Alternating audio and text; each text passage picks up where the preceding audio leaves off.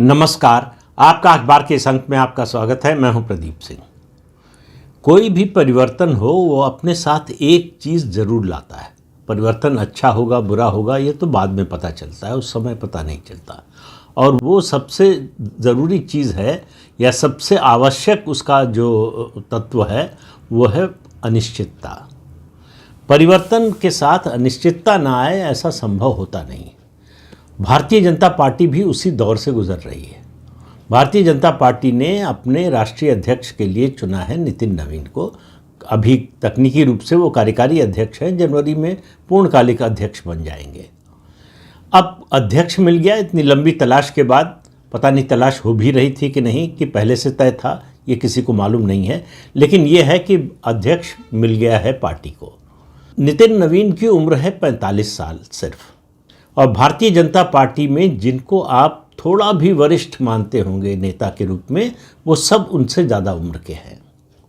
अब जब नीचे से आप किसी भी संस्थान में देख लीजिए कि जूनियर को जब सुपरसीड करके ऊपर लाया जाता है तो खलबली बहुत सी होती है। जो उनसे ऊपर है, जिनकी अपनी महत्वाकांक्षा है या जो अपेक्षा कर रहे थे या जो यथास्थिति को मानते हैं या जो उम्मीद कर रहे थे कि अब उनका नंबर आने वाला है, उन सब के भविष्य के सामने प्रश्न चिन्ह लग गया है कि आगे क्या और क्या। संगठन में जो व्यक्ति आगे बढ़ना चाहता है उसके लिए राष्ट्रीय अध्यक्ष सबसे बड़ा पद है। तो अब ऐसा तो होगा नहीं कि नितिन नवीन के हटने के बाद जो है कोई 60, 65, 70 साल वाला राष्ट्रीय अध्यक्ष बनेगा। मतलब असंभव तो कुछ भी नहीं है राजनीति में, लेकिन इसकी संभावना बहुत कम है। और ये सुनाई दे रहा है कि नितिन नवीन की जो टीम बनेगी उसकी उम्र 35 से 50 साल के बीच की होगी। तो आप इससे भी अंदाज़ा लगा लीजिए कि 40-42 साल वालों को पदाधिकारी बनने का मौका मिलेगा। तो संगठन से बहुत से लोग बाहर होंगे। जो अभी वरिष्ठ पदाधिकारी कहलाते हैं वो संगठन से बाहर हो जाएंगे। दूसरा, संगठन में परिवर्तन के साथ ही जुड़ा हुआ है मंत्रिमंडल में परिवर्तन।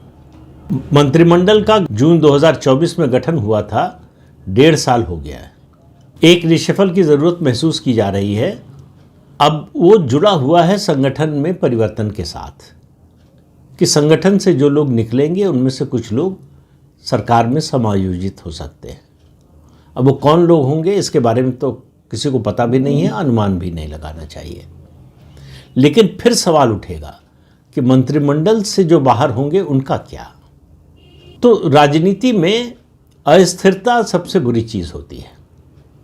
मुझे मालूम नहीं कि भारतीय जनता पार्टी ने ये एक जो बड़ा समूह होगा जो संगठन की जिम्मेदारी से मुक्त होगा और जो सरकार की जिम्मेदारी से मुक्त होगा, उसकी पार्टी में क्या भूमिका होगी, उससे क्या काम लिया जाएगा, क्या जिम्मेदारी दी जाएगी।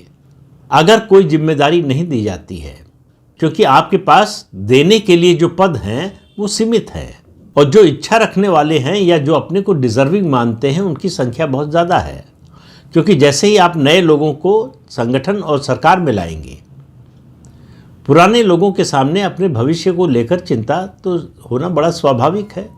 और अब इसमें ये भी देखिए कि जो नए लोग आएंगे संगठन में या सरकार में, उनमें से कितने ऐसे होंगे जो भाजपा संघ की विचारधारा से निकल कर आए होंगे और कितने लोग होंगे जो उसके बाहर के होंगे, वो भी एक सवाल होगा।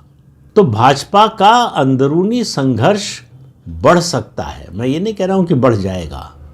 यहाँ पर आती है परीक्षा शीर्ष नेतृत्व की कि वो इस नई परिस्थिति से कैसे जूझते। ये राज्य का मामला नहीं है कि किसी राज्य में आपने पूरा मंत्रिमंडल बदल दिया, मुख्यमंत्री बदल दिया, नए लोगों को ले आए। उससे ये बड़ा मामला है।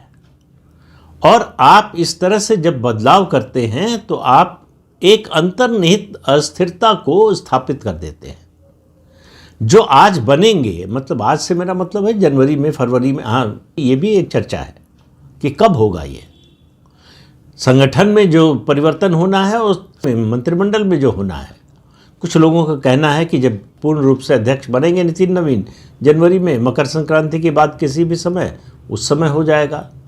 लेकिन कुछ लोगों का कहना है कि नहीं, 5 राज्यों में विधानसभा चुनाव सामने हैं, यानी मार्च अप्रैल में पश्चिम बंगाल, केरल, तमिलनाडु, असम और पुदुचेरी। इनमें से 4 राज्य भाजपा की दृष्टि से बहुत महत्वपूर्ण हैं। एक में वो सत्ता में है और 3 में से खास तौर से पश्चिम बंगाल उसके लिए सबसे बड़ी प्रतिष्ठा का चुनाव है। तो क्या उससे पहले नए पदाधिकारी बनाए जाएंगे, मंत्रिमंडल में नए लोग लिए जाएंगे, या उसके बाद? दोनों तरह के मत हैं। कुछ लोगों का कहना है कि पार्टी नेतृत्व तो इंतज़ार करेगा इन विधानसभा चुनाव के नतीजे का, उसके बाद जो मंत्रिमंडल में फेरबदल होगा या संगठन का जो पुनर्गठन होगा वो इस दृष्टि से होगा कि वो 2029 के लोकसभा चुनाव तक, छोटे मोटे बदलाव तो बीच में हो सकते हैं लेकिन कोई बड़ा परिवर्तन 2029 के लोकसभा चुनाव तक ना करना पड़े, इस दृष्टि से होगा। तो अगर पश्चिम बंगाल में भारतीय जनता पार्टी की जीत होती है, उसकी सरकार बनती है, तो पश्चिम बंगाल एक महत्वपूर्ण जो है राज्य बन जाएगा भाजपा के लिए। अब भी महत्वपूर्ण है लेकिन सत्ता में पहली बार आने पर उसका मतलब होगा पूरे पूर्वी भारत में भाजपा का आधिपत्य, प्रभाव, वर्चस्व। और पश्चिम बंगाल की जो परिस्थितियां बन रही हैं उसमें 2021 के बाद तो नहीं लग रहा था कि भाजपा बहुत जल्दी सत्ता में आने वाली है, लेकिन परिस्थितियां बहुत तेजी से बदल रही हैं और भाजपा के सत्ता में आने की संभावना भी बढ़ती जा रही। मैं अभी केवल संभावना की बात कर रहा हूं। और ममता बनर्जी के जाने की आशंका लगातार बढ़ रही है। ये दोनों चीज़ें एक साथ हो रही, पैरेलल चल रही हैं। तो क्या भारतीय जनता पार्टी इंतज़ार करेगी? और उसके अलावा आप ये भी देखिए कि असम में तीसरी बार सरकार बनेगी लगातार, और उसके अलावा केरल और तमिलनाडु में पिछले चुनाव 2021 के चुनाव के मुकाबले भारतीय जनता पार्टी की स्थिति बेहतर होगी। तो उस दृष्टि से भी जो है संगठन में इन राज्यों से लोगों को समायोजित करना पड़ेगा, सरकार में भी समायोजित करना पड़ेगा। अब ये सारे सवाल हैं जिनका जवाब पार्टी निश्चित रूप से खोज रही होगी, काम हो ही रहा होगा। ऐसा नहीं है कि पार्टी जो है इंतज़ार कर रही है कि नतीजा आएगा तब सोचेंगे। भारतीय जनता पार्टी की जो कार्यशैली है उसमें बड़ी लंबी प्लानिंग होती है और काफ़ी समय पहले से शुरू हो जाती है, लेकिन अंतिम समय तक कुछ न कुछ बदलाव होते रहते हैं, कुछ नई परिस्थितियां, कुछ नए तथ्य आते रहते हैं। वो इसलिए कह रहा हूं कि ये परिवर्तन मात्र ये नहीं है कि नया अध्यक्ष आ गया तो नई टीम बन गई या मंत्रिमंडल में कुछ लोगों को संगठन में भेज दिया गया, कुछ नए लोगों को लाया गया। ये कॉस्मेटिक चेंज जैसा नहीं होगा, ये सर्जरी जैसा होगा। और सर्जरी इस लिहाज से कि मरीज और ज़्यादा स्वस्थ हो जाए, पहले से उसको और ज़्यादा शक्तिशाली बनाना है। देखिए, एवरेस्ट पर चढ़ना मुश्किल होता है, लेकिन एवरेस्ट पर चढ़ने के बाद वहाँ रुकना बहुत कठिन होता है, वहाँ से फिर नीचे ही उतरना पड़ता है।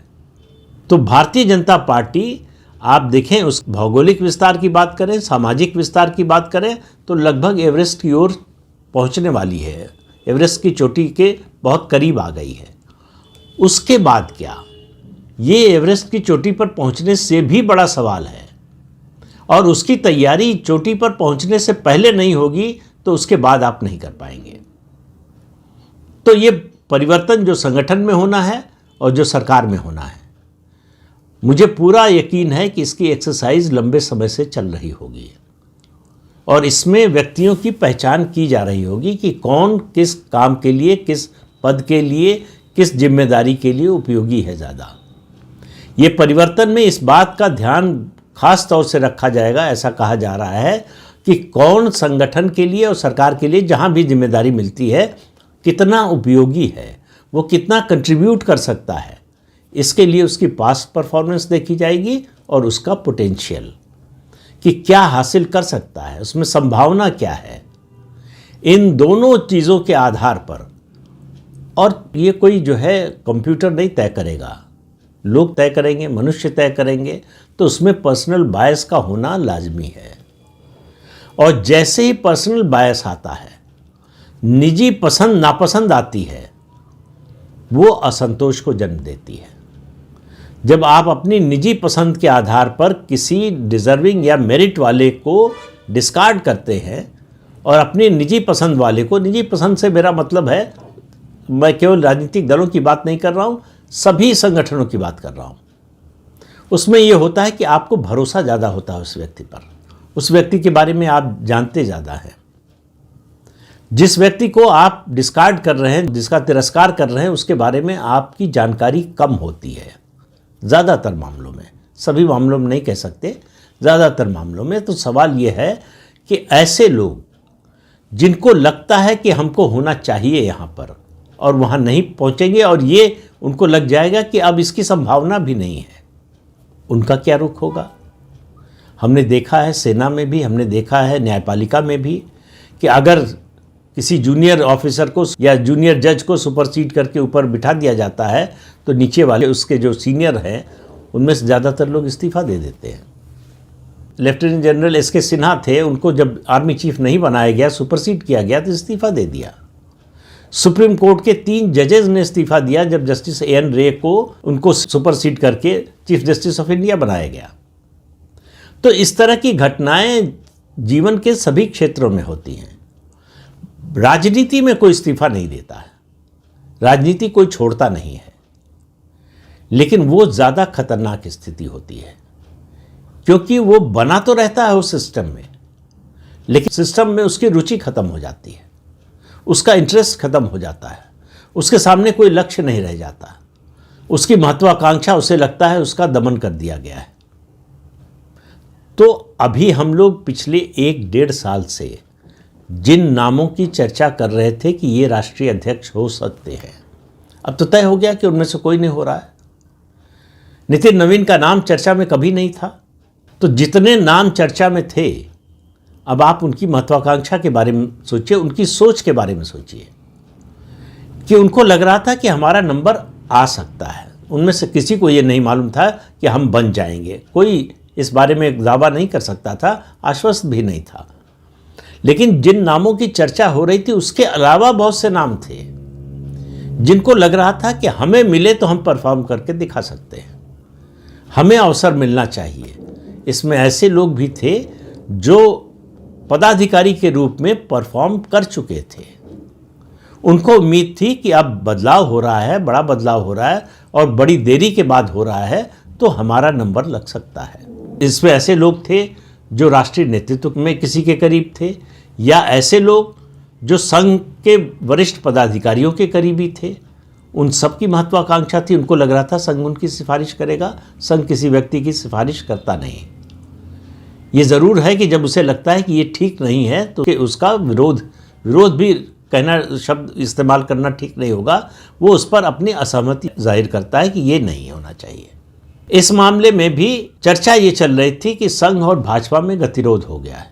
संघ जो नाम चाहता है उसको भाजपा नेतृत्व नहीं चाहता, भाजपा नेतृत्व जिसको चाहता है उसको संघ नहीं चाहता। और ऐसे नामों की चर्चा हो रही थी, उनमें से कोई नहीं हुआ। और संघ ने बहुत स्पष्ट कर दिया, संघ प्रमुख ने कहा कि भाई अगर हमको तय करना होता तो इतनी देर क्यों होती है। तो एक बात तो उन्होंने कही कि बहुत देर हो रही है, दूसरी बात ये कही कि उनको तय नहीं करना है। तो यानी ये निर्णय सिर्फ और सिर्फ भारतीय जनता पार्टी के शीर्ष नेतृत्व का है। संघ की इसमें असहमति नहीं है। मैं ये कहने की बजाय कि संघ की सहमति है, ये कहना ज़्यादा पसंद करूंगा कि संघ की असहमति नहीं है, संघ का विरोध नहीं है। लेकिन विरोध ना होना, अब आप देखिए सबसे ज़्यादा मुश्किल होगी किसकी? नितिन नवीन की। वो चारों तरफ से जज किए जाएंगे।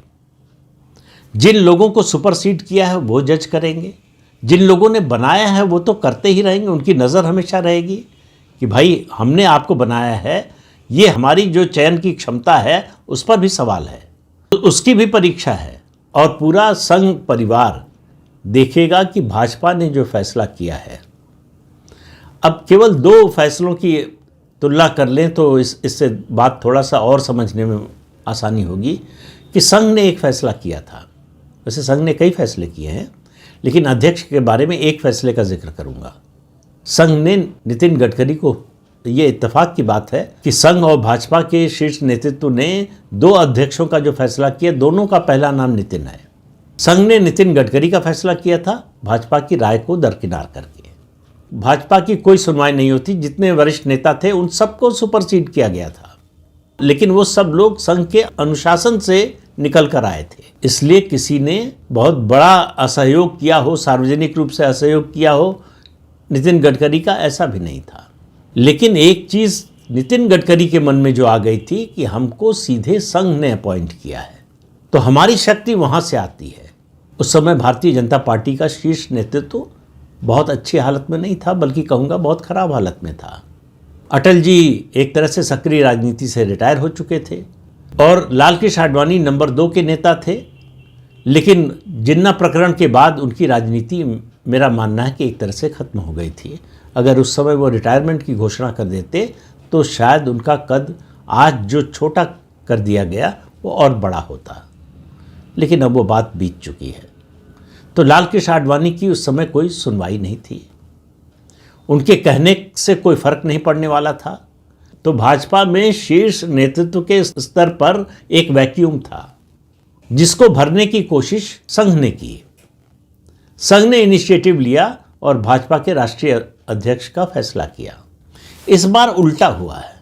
इस बार जो है ऐसा लगता है कि संघ को ये शायद लगा होगा, मेरे पास कोई जानकारी नहीं है, मैं कह रहा हूं कि हम अगर किसी नाम पर अड़ेंगे तो भाजपा का राष्ट्रीय नेतृत्व उसको स्वीकार नहीं करेगा।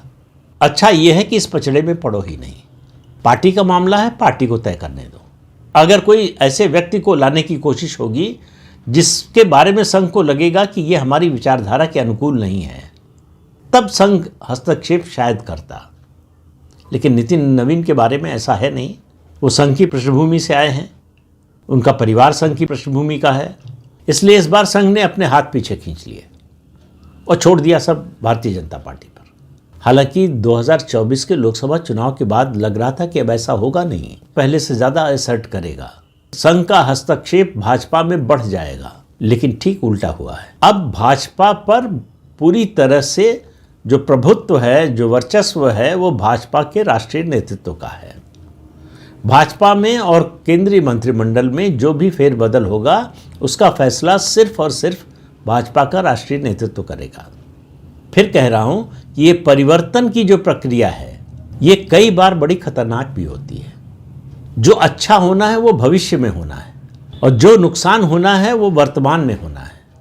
अब ये सब कुछ निर्भर करता है कि जो लोग सुपरसीड हुए हैं, जिनकी उपेक्षा की गई है या जिनको हाशिए पर धकेला गया है, उनकी प्रतिक्रिया क्या होती है, संगठन के प्रति, सरकार के प्रति उनका रवैया क्या होता है। इससे तय होगा कि वर्तमान में कोई नुकसान होगा या नहीं। लेकिन कुछ नहीं होगा ऐसा तो नहीं हो सकता, क्योंकि ये लोग जो हैं ये कोई मशीन नहीं है, ये मनुष्य हैं, इनमें भावना है, संवेदना है, अच्छा लगता है, बुरा लगता है, पसंद करते हैं, नापसंद करते हैं, दुख होता है, खुशी होती है, ये सब भावनाएं हैं इनमें। उनका प्रकटीकरण कैसे होगा ये तय करेगा कि नितिन नवीन का अध्यक्ष के रूप में कार्यकाल कैसा होगा। हमने देखा है कि नितिन गडकरी का कार्यकाल कैसा रहा। ये अपेक्षा करनी चाहिए कि उस तरह का कार्यकाल नितिन नवीन का नहीं होगा। तो इस अंक में इतना ही, अगले अंक में फिर मिलेंगे किसी नए मुद्दे के साथ। तब तक के लिए अनुमति दीजिए। आपसे अनुरोध है कि चैनल देखिए, शेयर कीजिए, लाइक कीजिए और सब्सक्राइब जरूर कीजिए। नमस्कार।